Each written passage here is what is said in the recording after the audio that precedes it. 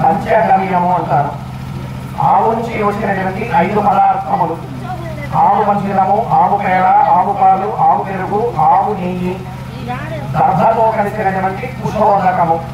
ఈ 5 ద్రవ్యములు దర్భతో కలిసినటువంటి ద్రవ్యములు కూడా కలిపి మంత్రముతో అభిమంత్రణ చేసి తీర్థము తీసుకోవడం వలన శరీరంలో ఉన్నటువంటి సకల మాలిన్యములన్నిటినీ కూడాను అగ్నిలో ఎండిన కట్టెలెత్తి ఏ విధముగా భస్మమైపోతుందో, అంటే బూడిదవుతుందో, అదే విధముగా మన శరీరంలో ఉన్నటువంటి మాలిన్యములని కూడాను శుద్ధి చేస్తుంది అని మన యొక్క ఋషి వచనం. కాబట్టి ఆ యొక్క పంచగవ్యాన్ని ఎందుకు చేస్తున్నాము అంటే, మన ఇప్పటిదాకా తీసుకోకూడనటువంటి పదార్థములు ఏదైనా తీసుకుని ఉంటే కనుక వాటిని నివారణ చేసి దీక్షాధారణ చేయడం కోసము మనం కంకణం కట్టుకుని దీక్ష తీసుకున్నాము కదా. ప్రతిష్ట అయ్యేంత వరకు కూడా ఇంతవరకు మనం ఏమైనా కూడా తీసుకునే పదార్థం ఏదైనా ఉంటే శరీరంలో ఆ మాలిన్యాన్ని నివారణ చేసుకోవడానికి ఈ యొక్క తీర్థాన్ని స్వీకరించాలి. కాబట్టి అందరూ కూడా ఆ తీర్థాన్ని స్వీకరించండి. చెప్పండి. ఎత్ర అస్తి కృతం పాపం దేహే తిష్టతి మామకే ప్రాసనం పంచగవ్యస్య దహతి అగ్ని ఇవ ఇంధనం. ఓం నమో నారాయణాయ, ఓం నమో నారాయణాయ, ఓం నమో నారాయణాయ.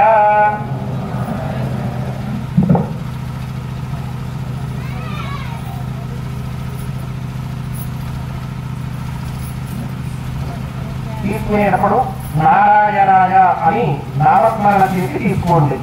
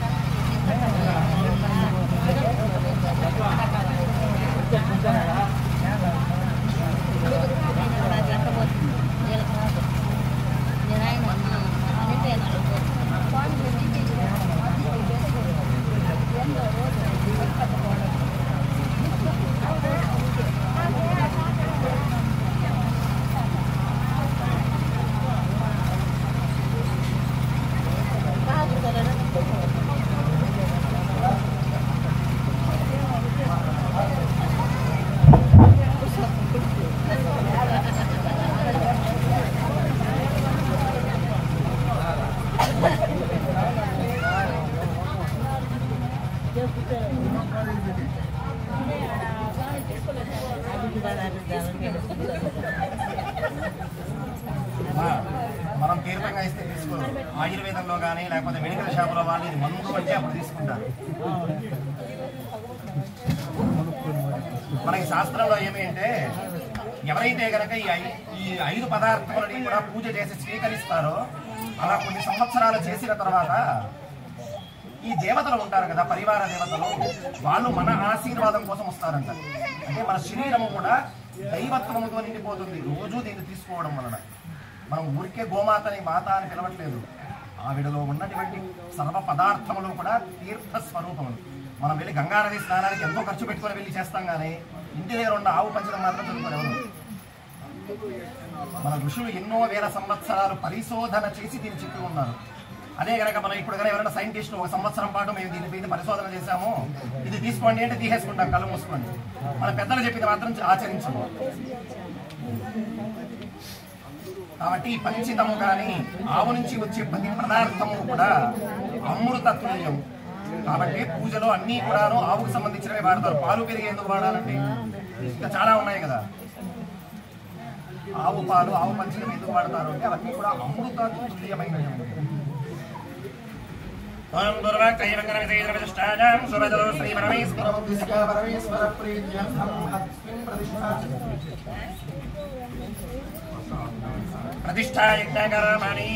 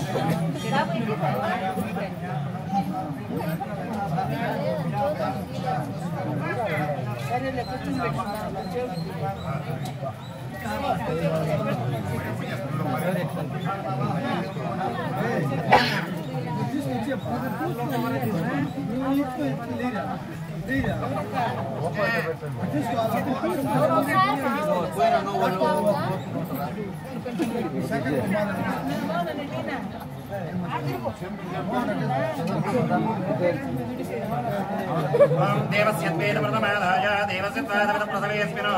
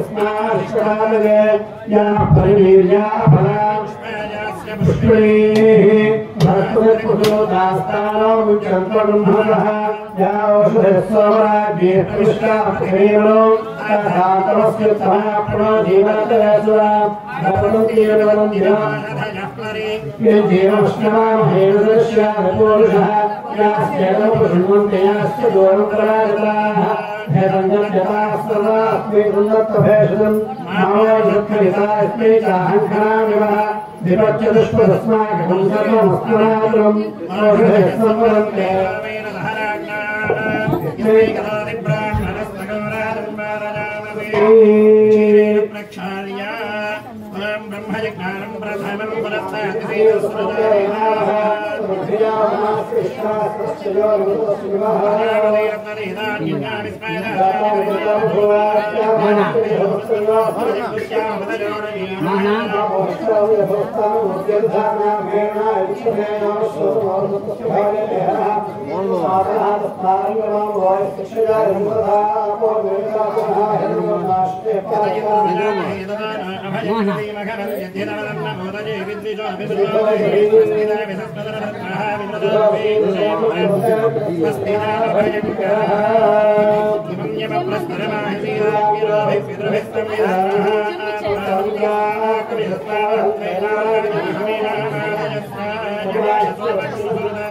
यमाय दुहदा हरिः यमगोह यज्ञागच्छत् यज्ञदूत अलङ्कृतः इमं वै वरुणश्वधि चमर्गयात्मानमस्कारादगे तत्त्वायामि ब्रह्मणान्दमानस्ताशास्ते यजमानो हरिद्भिः अहैणमानो वरणेहमोद्युदशकं समानः सोमाधीनमाभ्याजस्वे तुदीत्याः सोमाधीनमं सोमारवन्दभाषमं सोमावीरङ्करमन्यं ददातु साधन्यं श्रवणम्योदशादरस्मै आभ्याजस्पदमे तदे विश्वतः सोमवृष्णियं भवाजस्य सङ्गरे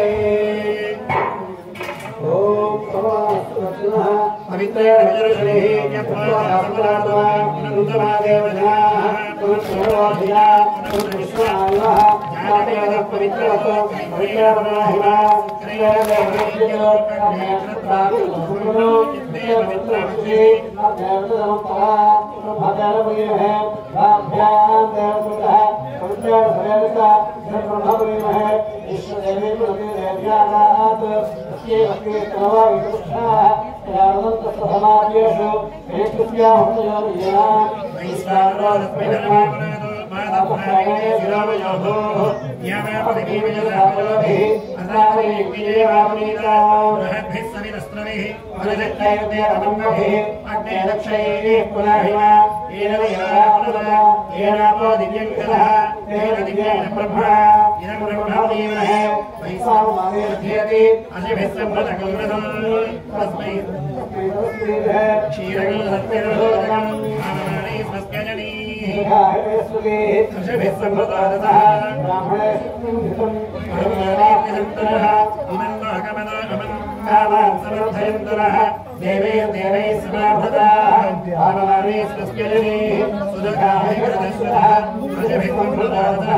ब्राह्मणे सुमृतगुहितं येन देवा पवित्रेण आत्मानं गुणदेशना येन सहस्रधारया पावमान्यकुर्वन्ता राजावत्यं पवित्रं सदाध्यानगन्धिर्मयं तेन ब्रह्महितावयं पूर्णं ब्रह्मणीमहे इन्द्रस्य नेते सहवापरादो सोमस्वस्याः समीत्याः ब्रह्मविपुराः राजैरा मूर्तयन्याः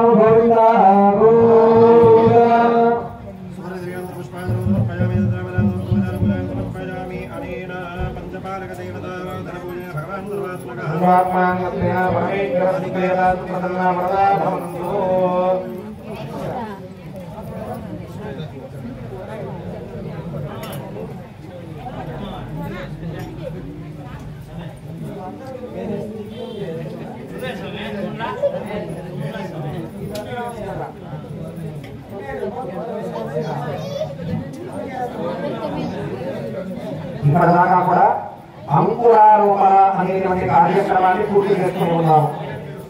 అంటే మనం చేసేటువంటి యొక్క ప్రతిష్టా కార్యక్రమం వలన మన గ్రామము ఏ విధంగా అభివృద్ధి చెందుతుంది అనేటువంటి విషయాన్ని ఈ యొక్క మొలకలు వచ్చినటువంటి ద్వారా తెలుస్తుంది అని మనకు శాస్త్రము. కాబట్టి ఈ మొలకలని కూడాను మంగళ దీక్ష అంటే పరిచయం తర్వాత 41 రోజులు లేదా 48 రోజులు కూడా కాపాడుకుని ఆ రోజున పూజా కార్యక్రమములు చేసి ఆ యొక్క మొలకలని తీసి స్వామి వారికి నివేదన చేయడము లేదా అభిషేకం చేయడం విగ్రహాలు చేయక ఆ ద్రవ్యంతో అభిషేకం చేస్తారు. చిత్రపటం కాబట్టి నివేదన అనేటువంటిది చేస్తారు. మన గ్రామంలో ఉన్నటువంటి నలుదిక్కులా కూడా ఏ ఏ పంటలు ఏ విధంగా సమృద్ధిగా పండుతాయి అనేటువంటి దానికి నిదర్శనము ఇప్పుడు మనం చేసినటువంటి అంకురారోపణ అనేటువంటి కార్యక్రమము. కాబట్టి ఇదంతా కూడా ఏ విధంగా ధైర్యం కనిపిస్తుంది అంటే మన యొక్క భక్తి, మనం చేసినటువంటి నామస్మరణ. అందుకే ఏదైనా ప్రతిష్టా కార్యక్రమాలు చూస్తే ఎంతో బ్రాహ్మణులు పిలిచి జపాలు చేస్తున్నారు. మంత్రము ఎక్కువ నామముగా ఏదైతే అదేమైనా తిరుగుతూ ఉంటుందో, దేనినైతే ఎక్కువ మననము చేస్తామో దానే మంత్రము అని అర్థము.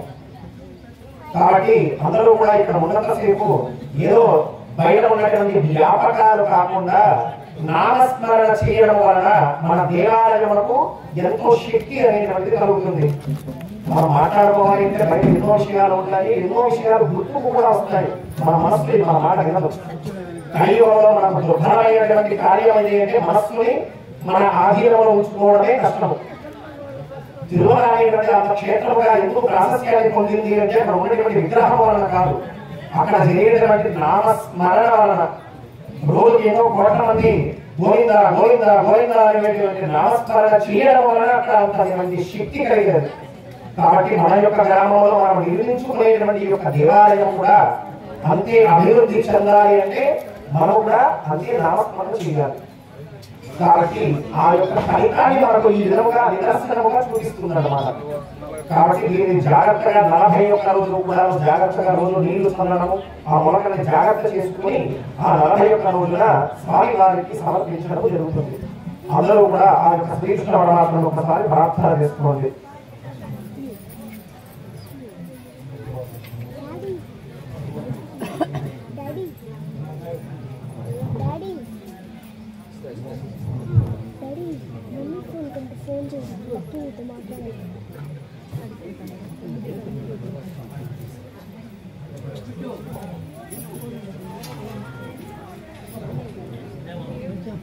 నమస్కారం చేసుకొని చెప్పండి. నమోస్తు ब्रह्मणे तुभ्यं नमस्तुभ्यं चतुर्मुख अंकुरार्पणं कर्म सफलं कुरु मे प्रभो नमोऽस्तु वज्रणे तुभ्यं नमस्तुभ्यं श्रीपते शोभनानि सुराधीश प्रवृद्ध्यं कुरु मे प्रभो भास्कराय नमस्तुभ्यं धर्मराजाय ते नमः शोभनानि महाराजन् प्रवृद्धिं कुरु मे प्रभो वरुणाय नमस्तुभ्यं प्रतीच्याः पतये नमः अपां पते शोभनानि प्रवृद्धिं कुरु मे प्रभो नमोऽस्तु शशिने तुभ्यं प्रतीच्याः पतये नमः शोभनानां प्रवृद्धिं मे कुरु सोमा नमो नमः प्रार्थनं समर्पयामि ब्रह्मादि पंचमार्गाद देवताभ्यो नमः सर्वोपचारान् समर्पयामि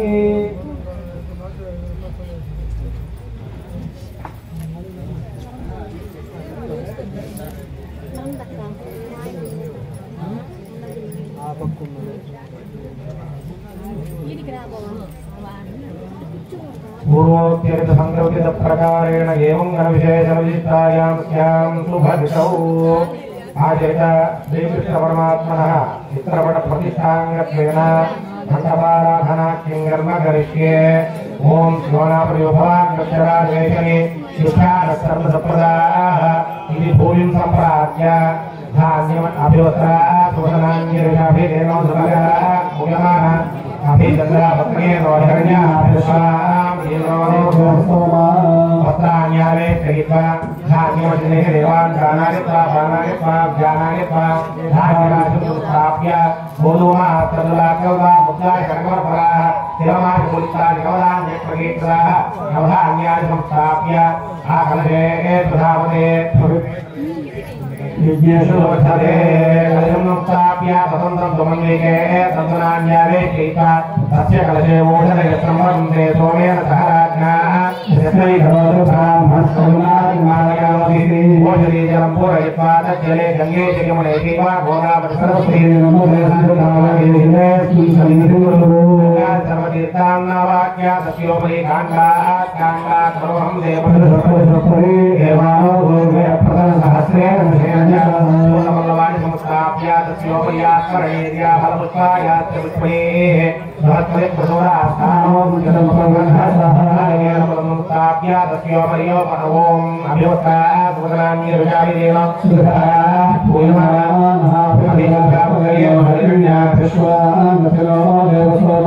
संस्थाप्य तस्योपयोपां पुष्पं वेद पुष्पान् प्रजावान् पशूनां भवति पुष्पं संस्थाप्य पूर्वोक्तसङ्कल्पप्रकारेण अस्मिन् ग्रामजनानां च भक्तजनानां च अभिप्रत्यदेवता सहिता सूर्यग्रह फलप्रसादसिद्ध्यर्थे सूर्यग्रह आराधनामाने योगः सूर्याय नमः अनुकोण्डि ओम आसत्य रजः वर्तमानो निवेशेन मनोमतिञ्च हिरण्येन सवितार्थेन देवोयात् सोना पश्यन्न सूर्य उदयपण सूर्य अनुष्ठेतु संप्राप्य सूर्यपूजाञ्च कारयत् सूर्यध्यानं प्रवक्ष्यामि आत्मपीडा उपशान्तये ओम सूर्याय नमः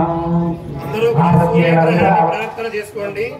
మనం నవగ్రహాలకు ఎందుకు పూజ చేస్తాము అంటే 9 గ్రహాలు కూడా మనిషికి ఒక్కొక్క ఫలితాన్ని అనుగ్రహిస్తాయి. అందుకే దేవాలయంలో ఎక్కడైనా చూస్తే నవగ్రహాలకి చేసిన తర్వాత ప్రధాన దేవతకు అర్చన చేస్తారు. ఆ సూర్యుడు ఆత్మకారకుడు, పితృకారకుడు, ఆరోగ్యకారకుడు. మనము పూర్వజన్మలో చేసినటువంటి పాప పుణ్య కర్మ ఫలితాన్ని ఇచ్చేటువంటి వాడు. పితృకారకుడు అంటే ఈ జన్మలో మన యొక్క తండ్రి యొక్క అనుబంధాన్ని కలిగించేటువంటి వాడు. అదే విధముగా ఆరోగ్యాన్ని కలిగించేటువంటి వాడు సూర్యుడు. అందుకే ప్రపంచానికంతా కూడాను సూర్య స్వరూపము తండ్రి స్వరూపము. అంటే ప్రపంచానికి తండ్రిగా సూర్యుడు ఉంటారట. కాబట్టి ఆ యొక్క సూర్యనారాయణుడి అనుగ్రహం వలన ఆరోగ్య భాగ్యము కలగాలి అని ప్రార్థన చేసుకోండి. సూర్యాయ నమః అని మనస్సులో ప్రార్థన చేసుకోండి.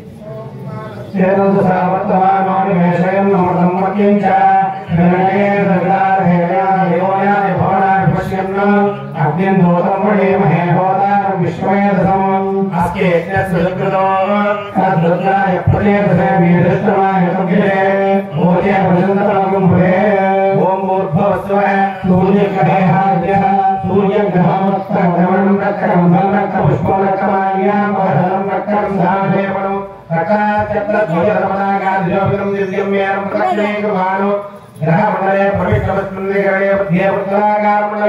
గోధుమరాన్యస్యోపయాధిపత్యదేవతా శరీరం భగవంతో భూభువః స్వః భూద్భవః స్వః సూర్యగ్రహమావాహయామి అభిముఖీకరోమి. అందరూ కూడా చెప్పుకోండి. ఓం చంద్రాదిత్యేతు సంప్రాప్తే చంద్రపూజాంచ కారయే చంద్రధ్యానం ప్రవక్ష్యామి మనక్రీడోప శాంతయే. ఈ చంద్రగ్రహము మాతృకారకుడు. సూర్యుడు తండ్రి అయితే గనక చంద్రుడు తల్లి స్వరూపములో ఉండి మనఃకారకుడు, అంటే మనస్సుకు సంబంధించినటువంటి ప్రతి ఒక్క అవస్థను కూడా కలిగించేటువంటి వాడు చంద్రుడు. మనశ్శాంతి కాని, మనస్థైర్యము కాని, మనస్సంతోషాన్ని కాని ఇచ్చేటువంటి వాడెవడు ఉంటే చంద్రుడు. అందుకే పౌర్ణమి మొదలుకొని అమావాస్య పాడ్యమి వరకు కూడా క్షీణచంద్రుడు, అమావాస్య అయిన పాడ్యమి నుంచి కూడా పౌర్ణమి వరకు కూడా వృద్ధి చంద్రుడు. అంటే మనస్సు ఎప్పుడూ కూడా ఒక రోజు ఉన్నటువంటి స్థానంలో ఇంకొక రోజు, అంటే ఒక రోజు ఉన్నటువంటి స్థితిలో ఇంకొక రోజు ఉండదు అని. కాబట్టి మనకి ఎంత ఐశ్వర్యం ఉన్నా కూడా కావలసినది ఏమి అంటే మనశ్శాంతి.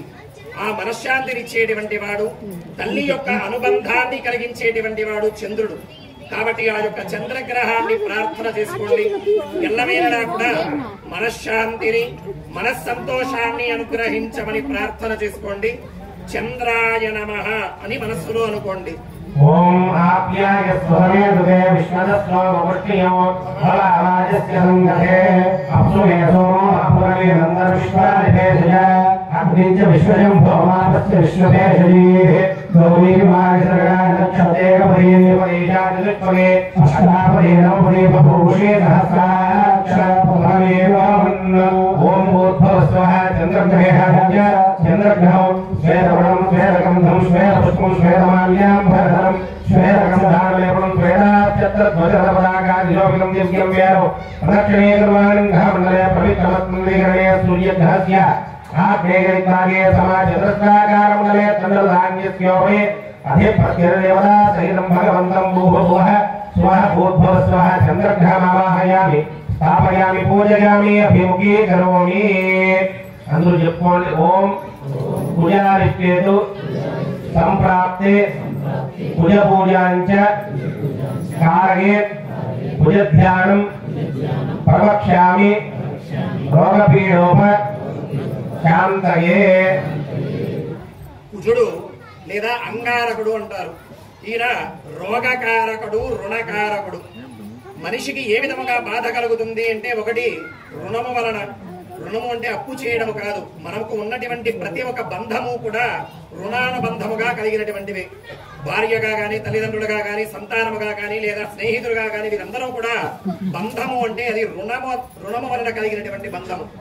ఆ బంధము వలన బాధ కలిగిన, లేదా అనారోగ్యము వలన బాధ కలిగినా కూడా అది అంగారకుడి యొక్క పీడ వలన కానీ, అంగారకుడి యొక్క నీచస్థానము వలన కానీ కలుగుతుంది. అదే విధముగా అంగారకుడు భూమికారకుడు. భూమికి సంబంధించిన మనము ఏ కార్యము చేసినా కూడా, ఇల్లు కట్టుకోవడమో లేదా వ్యవసాయము చేయడమో, భూమిని అమ్మడమో కొనడమో, భూమికి సంబంధించిన ఏ పని చేయాలన్నా కూడా అంగారకుడి యొక్క అనుగ్రహము కలగాలట. ఎందుకు అంటే భూమి యొక్క కుమారుడు అంగారకుడు.